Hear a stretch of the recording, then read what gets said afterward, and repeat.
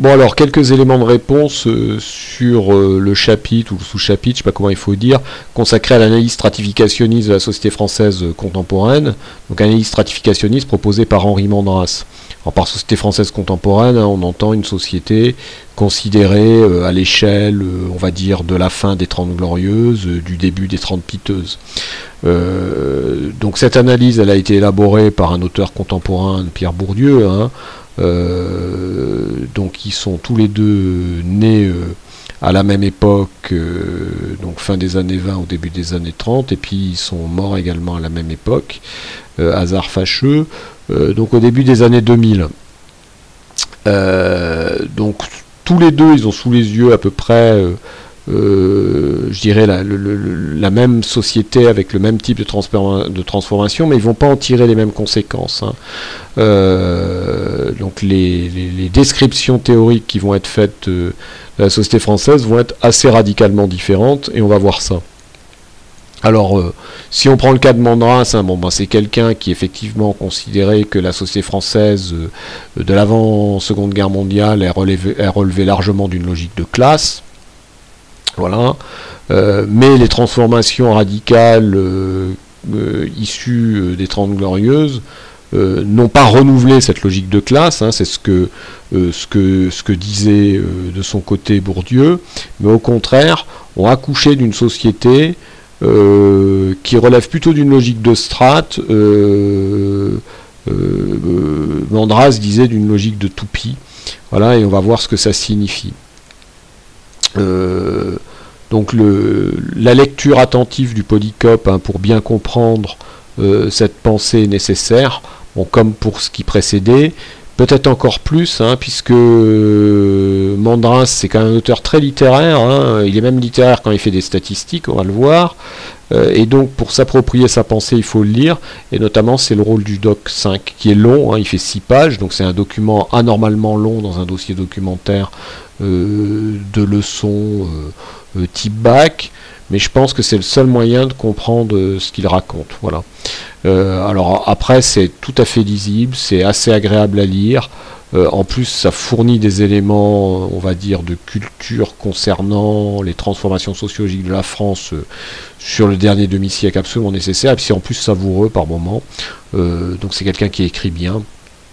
Donc il n'y avait aucune raison de se refuser le plaisir de lire 6 pages. Mais si vous ne les lisez pas, vous aurez du mal à comprendre, hein, ce qu'il raconte. Alors on va revenir au polycopier. Donc Mandras pose un diagnostic sur la société avant Seconde Guerre mondiale, bon, qui est ce qu'il est, qui n'est pas très original d'ailleurs. J'ai presque envie de dire que si Bourdieu l'avait lu, et il l'a sans doute lu, il ne devait pas être en total désaccord. Voilà. Par contre, ensuite, il va, alors il explique pourquoi cette société de classe s'est effondrée. Voilà, notamment parce que l'encadrement institutionnel qui était à l'œuvre s'est effondré sous le coup de butoir de la transformation du contexte, hein. Donc c'est expliqué. Et alors à partir de là, ayant sous les yeux finalement la même réalité statistique que Bourdieu, il va aboutir à un diagnostic complètement divergent. Alors la première réalité statistique, c'est celle de la mobilité sociale.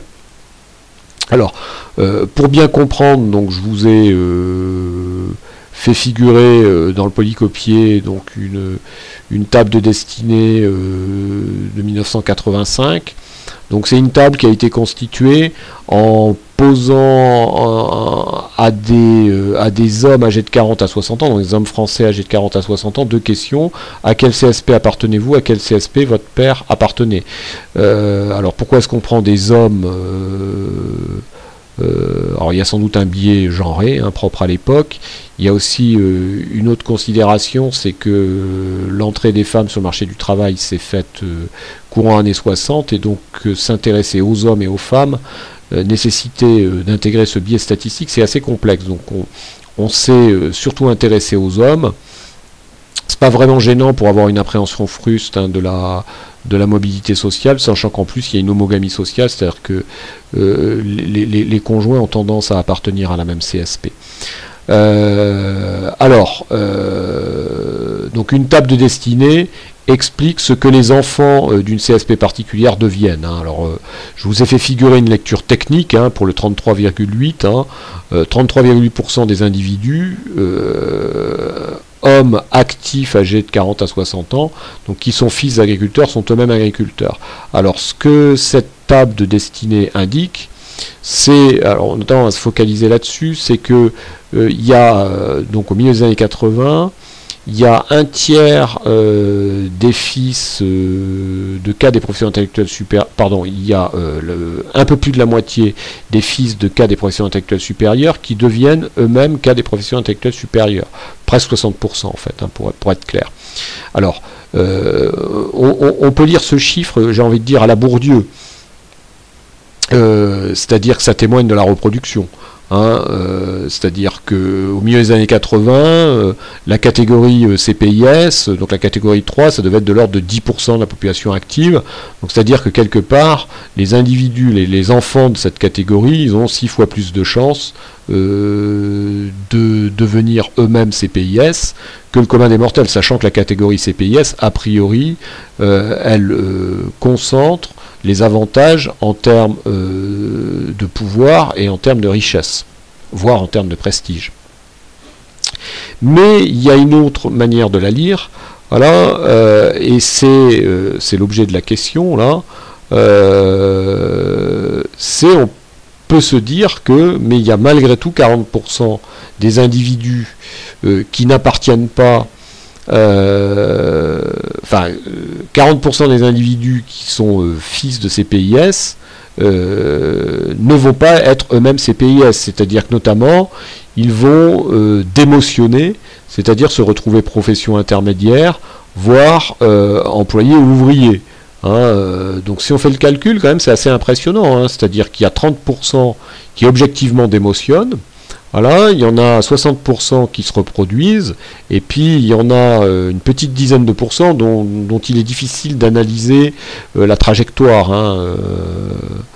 C'est-à-dire qu'un fils de CPIS qui devient artisan, commerçant, chef d'entreprise, ça peut être aussi bien une démotion, si c'est petit artisan, petit commerçant, qu'une promotion, si il se retrouve à la tête d'une grande entreprise. Mais on voit que cette table de destinée, même lue rapidement, elle témoigne en fait, elle témoigne de deux choses, soit de la reproduction, c'est ce que Bourdieu voyait, soit effectivement de la mobilité. Voilà.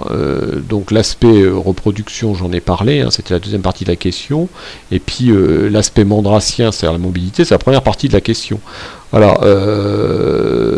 Donc si on prend le cas par exemple des enfants d'ouvriers, il y en a quand même effectivement plus de 20% qui se retrouvent profession intermédiaire, donc ce qui est une promotion. Voilà, une petite dizaine de pourcents qui a des professions intellectuelles supérieures, ce qui est une promotion absolument considérable. Puis une dizaine de pourcents aussi qui, dont la trajectoire est difficilement interprétable. Est-ce que étant ouvrier, devenir employé, c'est une promotion ou c'est une reproduction? Donc c'est ambigu. On va pas se lancer dans ce type d'analyse. On pourrait, mais bon.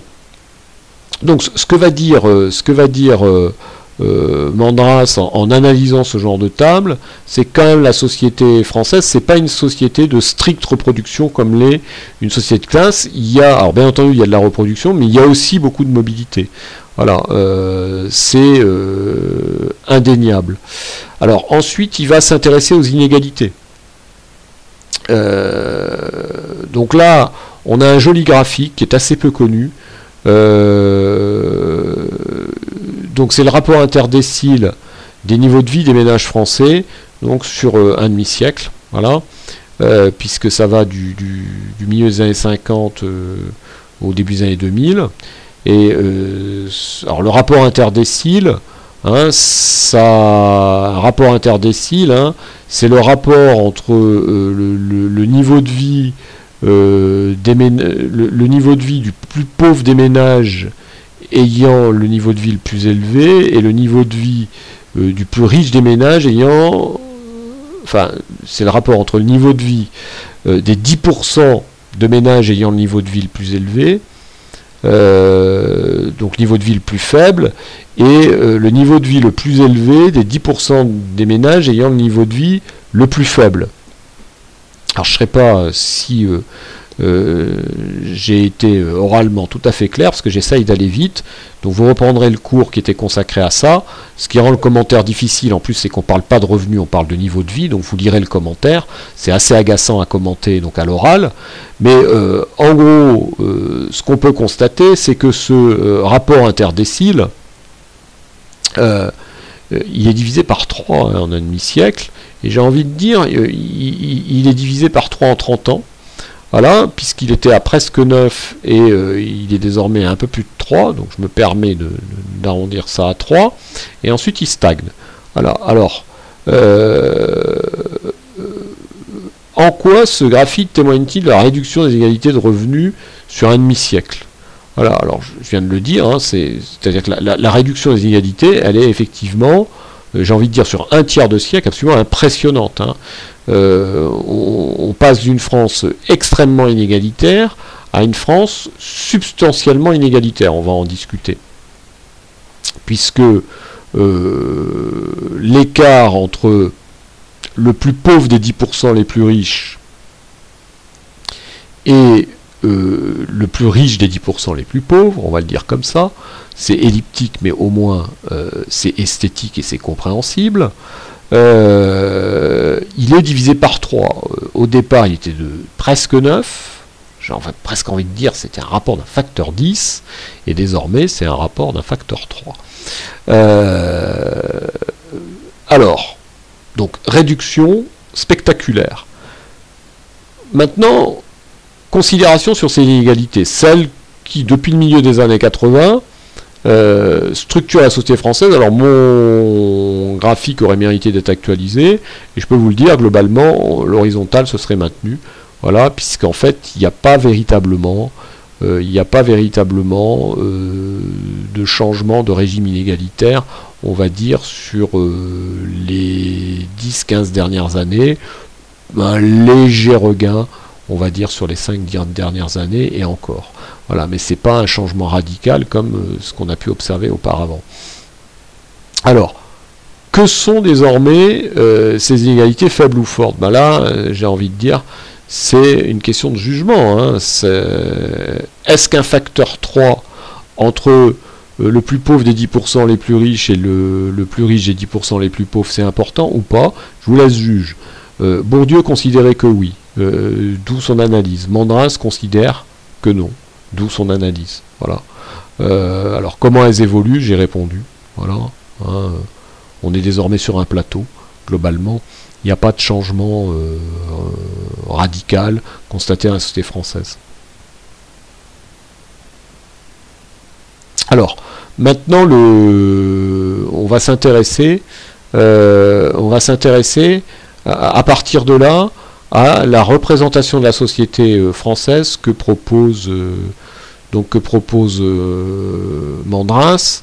Alors c'est un petit tour de force statistique. Hein. Alors il part d'une représentation statistique de la société française qui avait été proposée par un autre sociologue. Donc dans les années 60, hein, il faut imaginer que ce que vous avez sous les yeux, c'est plutôt la France du milieu des années 60, voilà.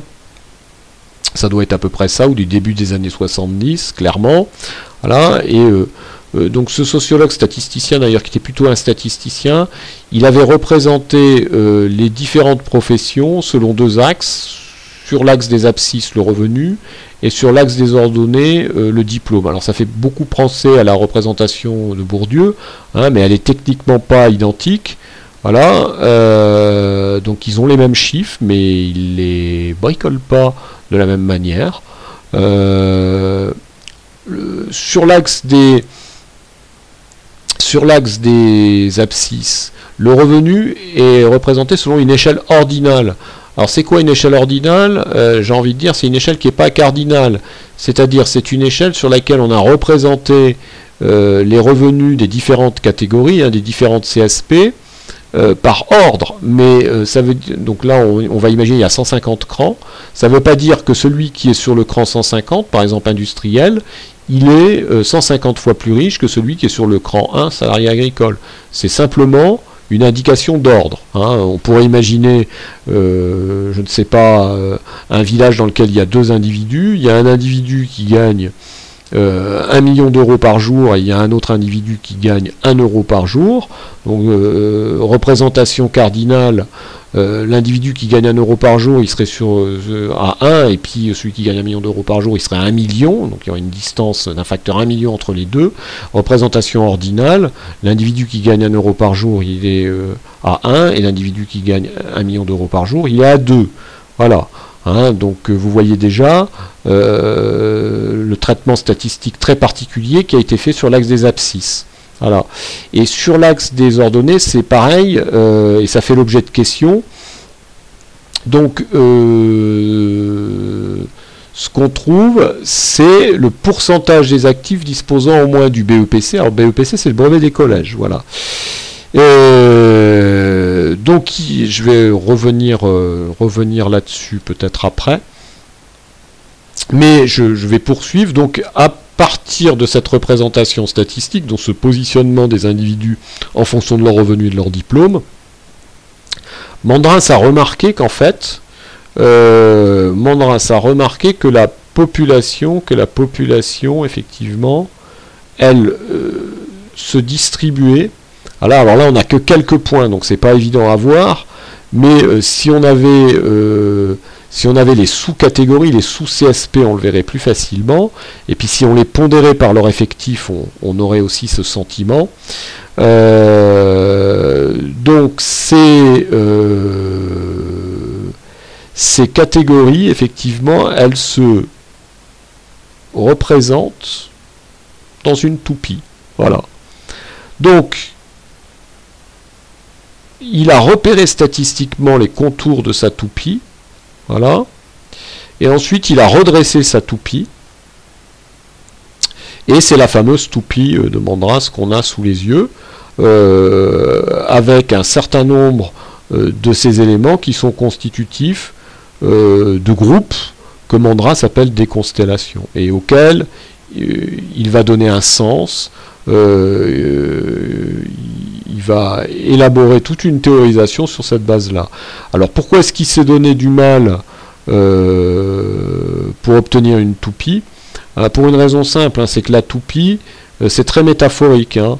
Ça ne tient debout que si ça tourne, donc ça ne tient debout que si c'est en mouvement. Une toupie, c'est un centre de gravité. Voilà. C'est ce centre de gravité qui est au principe de son centre de rotation.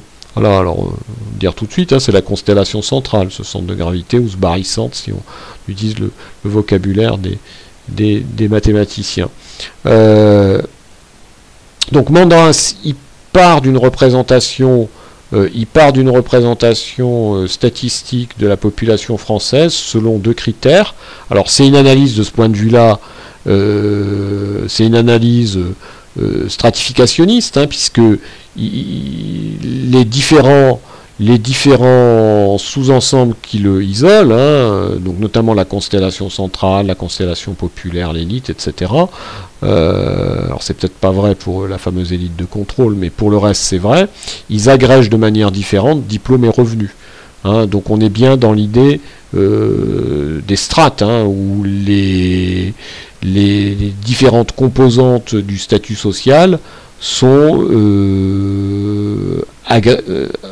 des individus qui combinent les différentes dimensions du statut social, sont hétérogènes, c'est-à-dire qu'il y en a qui ont un peu plus ou un peu moins de telle dimension que d'autres, mais ils appartiennent quand même à la même strate. Je vous renvoie à ce que j'ai écrit là-dessus dans la petite partie consacrée à Weber. Voilà.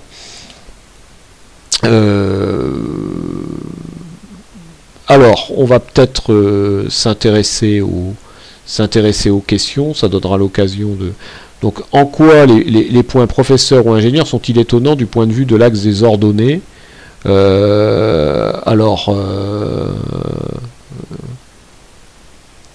professeurs, 90%, donc ont le BE, ont au moins le BEPC, c'est-à-dire 10% ne l'ont pas.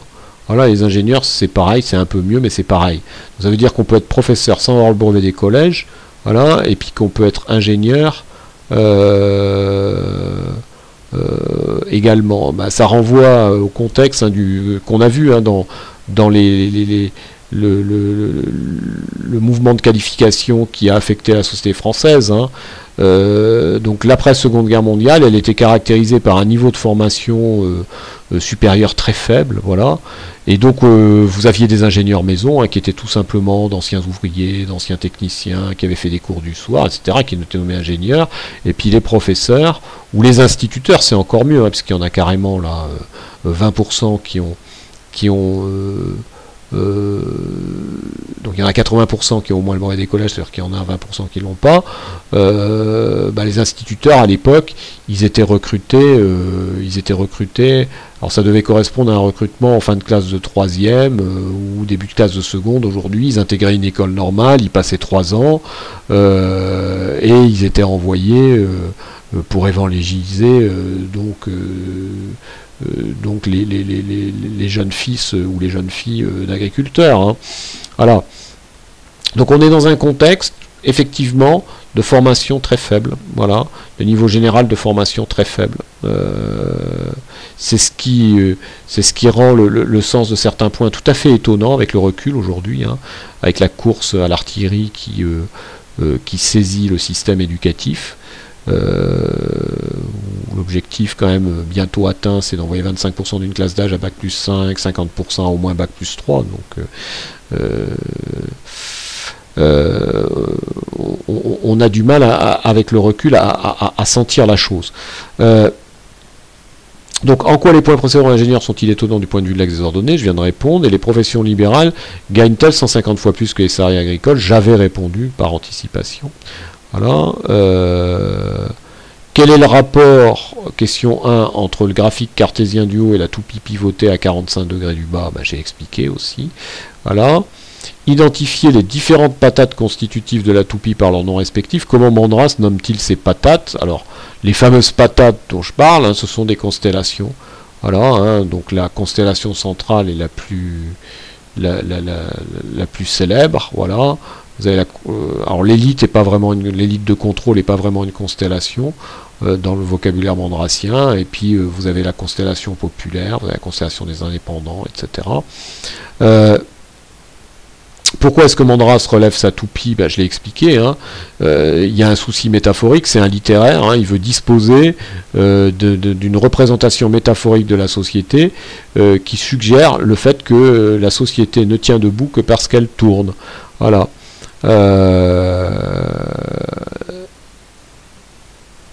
Si la société française du milieu des années 80 est selon Mandras représentable par une toupie. Voilà, alors je viens d'expliquer pourquoi. Quelle est la forme géométrique que retiendrait Bourdieu? Une pyramide, bien entendu. Donc Bourdieu, vous avez la fraction dominante de la classe dominante qui est tout en haut de la pyramide. Voilà, et puis vous avez un certain nombre de fractions de classe intermédiaires, et puis vous avez l'essentiel de la population, qui est le socle en fait de la société, ce sont les catégories populaires. Et pour Marx, voilà, et pour Marx on aurait une pyramide, mais une pyramide, j'ai envie de dire, avec une base encore plus massive. C'est une pyramide qui ressemblerait presque finalement à un clou. Voilà, un clou avec une tête très large. Voilà, presque pas de classe bourgeoise en termes d'effectifs, presque pas de catégorie intermédiaire, et puis l'essentiel de la société représenté à plat, la base de la société.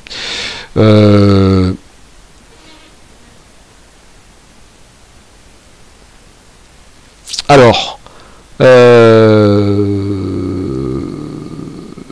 concernant la constellation centrale, Mandras explique qu'elle est constituée essentiellement, alors moi j'ai résumé, mais c'est pour que ça soit, que vous puissiez retenir, ce sont essentiellement des cadres et des enseignants. Voilà, alors qu'est-ce qu'ils ont en commun, ces cadres et ces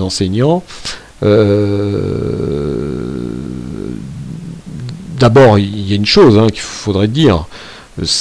La nouveauté, c'est la nouveauté statistique. Ce sont des catégories qui auparavant, statistiquement, n'existaient pas. Dans une société, alors, hormis les instituteurs, bien entendu, mais dans une société dans laquelle un système éducatif est peu développé, il y a forcément peu d'enseignants. Et dans une société dans laquelle la technicisation de l'activité productive est faible, vous avez peu de cadres. À partir du moment où vous avez une massification du système éducatif et où vous avez une technicisation de l'activité productive, vous avez donc beaucoup de cadres, voilà, et puis beaucoup d'enseignants. Déjà, ce qu'elles ont en commun, ces deux catégories, c'est d'être nouvelles et puis d'être acquises au changement. Voilà, c'est ça la grande nouveauté. C'est que ce ne sont pas des catégories sociales conservatrices ou des groupes sociaux conservatrices, des groupes sociaux conservateurs, pardon. Elles sont favorables au changement. Alors bien entendu, c'est un changement qui n'est pas orienté tout à fait dans la même direction. Les cadres, ce sont des spécialistes de la gestion des intérêts privés dans le contexte d'entreprise. Voilà, donc ils sont favorables au changement managérial qui va permettre de servir les intérêts privés, alors que les enseignants et puis d'autres catégories des secteurs médico-sociaux, eux, ils sont favorables au changement, mais dans le contexte dans l'objectif de favoriser l'intérêt général. Voilà. Mais ces deux catégories-là, elles partagent bien donc une valeur commune qui est le changement. Et ce que va dire Mandras, c'est que c'est réellement de ces deux catégories, donc de cette constellation centrale, que vont émerger donc les nouvelles valeurs qui sont au principe du fonctionnement de la société française. La fameuse élite de contrôle n'étant pas là pour impulser le changement social, c'est-à-dire pour impulser de nouvelles valeurs, impulser de nouvelles normes, impulser de nouvelles pratiques, mais simplement pour veiller à leur mise en œuvre. Et ces élites de contrôle, d'ailleurs, elles proviennent largement de cette constellation centrale par le mouvement de mobilité sociale, même si Mandras, dans le petit texte Doc 05 que je vous ai mis, il écrit donc dans les années 80, il commence un petit peu à se rendre compte que la situation change. Donc il met un petit bémol sur ce diagnostic, mais il ne revoit pas son diagnostic d'ensemble concernant la société française. Alors on va aller au Doc 05, notamment dans lequel il y a le fameux texte sur le barbecue, qui est là encore une seconde métaphore de la société française. Et on va répondre aux questions pour éventuellement préciser quelques points. Donc l'élite chez Mandras est-elle une classe au même titre que la fraction dominante de la classe dominante chez Bourdieu? Mettez un bémol à votre réponse. Alors je viens de répondre à ça. Voilà. L'élite chez Mandras, c'est pas une classe sociale qui domine et qui exploite, c'est tout simplement une fraction de constellation qui, par un mouvement de mobilité sociale ascendante, a accédé aux organes de contrôle de l'État et des grandes entreprises et qui contrôle l'administration de valeurs, de normes, de pratiques qui sont issues de la constellation centrale. Donc ce groupe-là ne suscite pas le changement social. Il en est simplement l'administrateur. Voilà, l'administrateur délégué par la constellation centrale. Je ne sais pas comment il faut le dire, mais c'est en gros l'idée. Même si, là encore, au tout début du texte, si vous lisez bien, Mandras met un bémol. Il sent bien que ce groupe, voilà, l'élite de contrôle, tend à s'autonomiser et à devenir ce que Bourdieu appelle la fraction dominante de la classe dominante. Voilà, mais il considère que ce mouvement n'est pas suffisamment abouti pour changer l'intégralité de son analyse. Donc pourquoi est-ce une élite de contrôle et pas une élite de commandement? bah, c'est une élite de contrôle et pas une élite de commandement, parce qu'elle ne commande pas. Voilà, c'est-à-dire ce n'est pas elle qui élabore les nouvelles valeurs, les nouvelles normes, les nouvelles pratiques qui vont animer la société. Voilà. Alors qui commande? Voilà, qui commande? Bah, c'est la constellation centrale.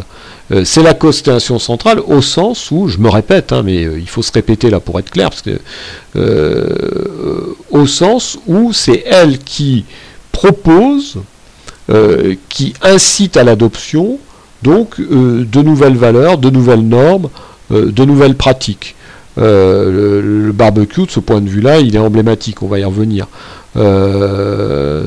Donc, quelles sont les deux principales CSP constitutives de la constellation centrale? Ben, je l'ai dit, hein, ce sont les cadres, les fameux CPIS et puis les enseignants. Voilà. Alors, je m'exprime mal. Hein. Si je dis CPIS, c'est juste les CPIS, parce que les enseignants font partie des cadres des professions intellectuelles supérieures. Donc, en fait, on est à l'intérieur de la CSP CPIS et on distingue. Donc, ce sont les cadres et les enseignants. Voilà.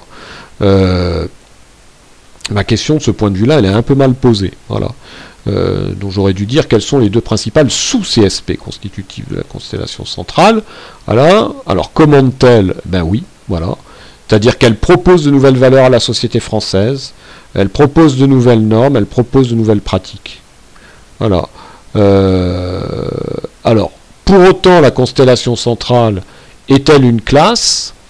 Alors, un groupe social peut-être, Mandras le dit, c'est-à-dire que ces individus ont bien conscience, en raison des relations qu'ils entretiennent entre eux, d'appartenir à un groupe particulier, porteur d'un projet de société particulier, porteur de valeurs particulières, porteur de normes particulières, de pratiques particulières, mais il y a quand même un aspect qu'il ne faut pas oublier, c'est que c'est un groupe qui se renouvelle par le jeu de la mobilité sociale.